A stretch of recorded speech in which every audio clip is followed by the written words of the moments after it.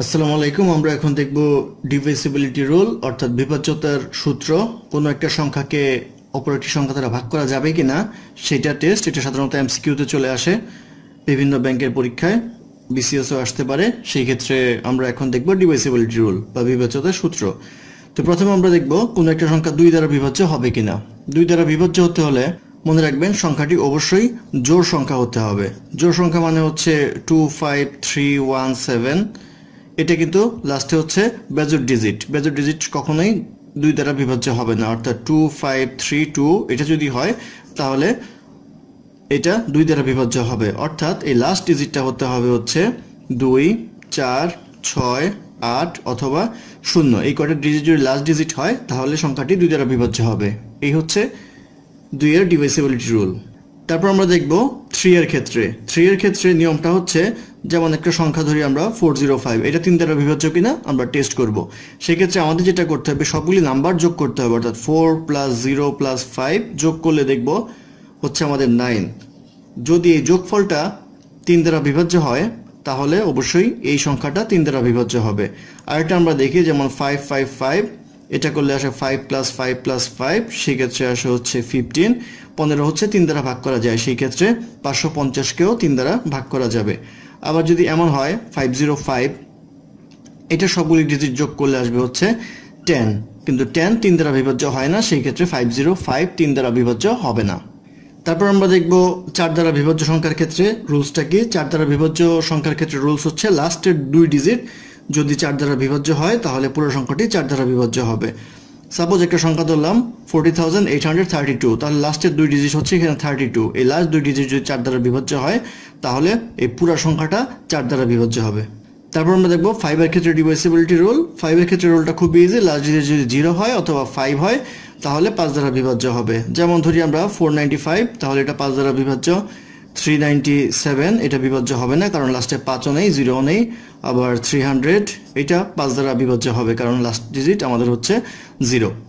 তারপরে দেখব 6 এর ক্ষেত্রে ডিভিসিবিলিটি রুল। 6 এর ক্ষেত্রে ডিভিসিবিলিটি রুল হচ্ছে, যদি কোনো সংখ্যা 2 এবং 3 দ্বারা বিভাজ্য হয় তাহলে তা 6 দ্বারা বিভাজ্য হবে। যেমন ধরি আমরা 1458, এই একটা সংখ্যা ধরলাম।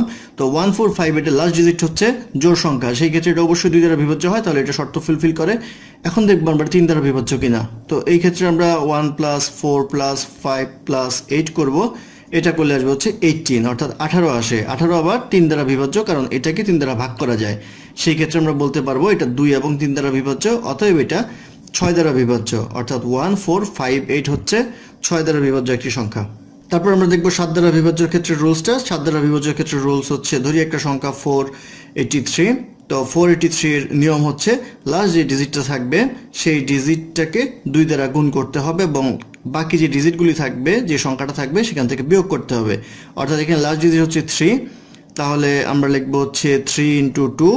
এটাকে বিয়োগ করব হচ্ছে প্রথম দুইটা থেকে, অর্থাৎ 48 - 3 × 2, তাহলে এটা আসবে 48 - 6 = আসবে হচ্ছে 42। তাহলে 42 দেখা যায় 7 দ্বারা বিভাজ্য হয়, সেই ক্ষেত্রে এই 483ও 7 দ্বারা বিভাজ্য হবে। অর্থাৎ নিয়মটা হচ্ছে, লাস্ট ডিজিটকে 2 দ্বারা গুণ করতে হবে এবং রেস্ট যা থাকবে সেখান থেকে বিয়োগ করতে হবে। এই রেজাল্টটা যদি 7 দ্বারা বিভাজ্য হয় তাহলে পুরো ডিজিট নাম্বারটাই 7 দ্বারা বিভাজ্য হবে। তারপরে দেখব 8 দ্বারা বিভাজ্যর সূত্র। 8 দ্বারা বিভাজ্যর সূত্র হচ্ছে, ধরি একটা সংখ্যা 34152, সেই ক্ষেত্রে যদি লাস্ট 3টা ডিজিট যদি 8 দ্বারা বিভাজ্য হয় তাহলে পুরো সংখ্যাটাই 8 দ্বারা বিভাজ্য হবে। যেমন 152, এটা 8 দ্বারা বিভাজ্য হয়, সেই ক্ষেত্রে 34152 এই পুরো নাম্বারটাই 8 দ্বারা বিভাজ্য হবে। এই হচ্ছে 8 এর সূত্র। 9 দ্বারা বিভাজ্যের ক্ষেত্রে খুবই ইজি। সেটা হচ্ছে, ধরি একটা সংখ্যা 2880, এটা 9 দ্বারা বিভাজ্য হবে কিনা, এটা সবগুলি নাম্বার যোগ করব, অর্থাৎ 3 এর মতো ফর্মুলা। 28 + 0 = আসে হচ্ছে 18। 18 9 দ্বারা ভাগ করা যায়। এখন যদি দেখা যায় যে এটা বড় একটা সংখ্যা আসে, সেই ক্ষেত্রে এই দুইটা যোগ করে যদি আবার 9 দ্বারা ভাগ করা যায়, যেমন এটা যদি যোগ করি আবার 1 + 8 = আসবে 9। 9কে 9 দ্বারা ভাগ করা যায়, সেই ক্ষেত্রে পুরো সংখ্যাটাকেই 9 দ্বারা ভাগ করা যাবে। অর্থাৎ সবগুলি যোগ করবেন, যোগ করে দেখবেন যোগফলটা 9 দ্বারা ভাগ যায় কিনা। যদি ভাগ যায় তাহলে এই সংখ্যাটা 9 দ্বারা ভাগ যাবে। 10 দ্বারা বিভাজ্যটা সবাই জানেন, লাস্ট যদি 0 হয়, অর্থাৎ শেষ সংখ্যাটা যদি 0 হয় কোনো নাম্বারের, তাহলে 10 দ্বারা বিভাজ্য হবে 12570, অর্থাৎ লাস্ট যদি 0 আসে সেই ক্ষেত্রে এটা 10 দ্বারা বিভাজ্য হবে। তারপর আমরা দেখব 11 দ্বারা বিভাজ্য হয় কিনা কোনো একটা সংখ্যা। সেই ক্ষেত্রে আমাদের নিয়মটা হচ্ছে, সাপোজ একটা নাম্বার ধরি 918082, সেই ক্ষেত্রে যেটা করবেন সেটা হচ্ছে প্রতি সংখ্যার পরে মাইনাস প্লাস দিবেন, অর্থাৎ 9 এর পরে -1 +8 -0 +8 -2, এটা হবে আমাদের নিয়ম। অর্থাৎ এখানে মাইনাস প্লাস প্রত্যেকটা ডিজিটের পরে মাইনাস প্লাস বসিয়ে যাবেন। এটা যোগ করবেন, যোগ করলে দেখবেন আসবে হচ্ছে 22। এই যোগফলটা যদি 11 দ্বারা ভাগ করা যায় তাহলে এই পুরো সংখ্যাটাকে 11 দ্বারা ভাগ করা যাবে। অর্থাৎ সবগুলির মাঝখানে মাইনাস প্লাস বসানোর পরে যোগ করতে হবে, যোগ করে যদি তা 11 দ্বারা ভাগ করা, পুরো সংখ্যাটাকে 11 দ্বারা ভাগ করা যাবে, অথবা 0 আসলেও চলবে। অর্থাৎ এই মাইনাস প্লাস করতে করতে যদি রেজাল্ট 0 আসে তাও এটা 11 দ্বারা বিভাজ্য হবে। এই হচ্ছে 11-এর বিভাজ্যতা সূত্র।